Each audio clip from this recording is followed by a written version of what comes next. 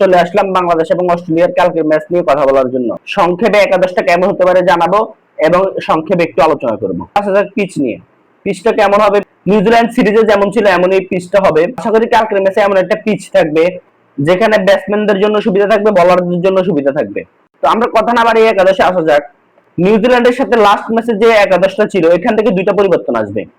সাইফ হাসানের জায়গায় হয়তো সৌম্য সরকার ঢুকবে, আর অনেকদিন পরে কামব্যাক করতে পারে মোসাদ্দেক হোসেন সৈকত।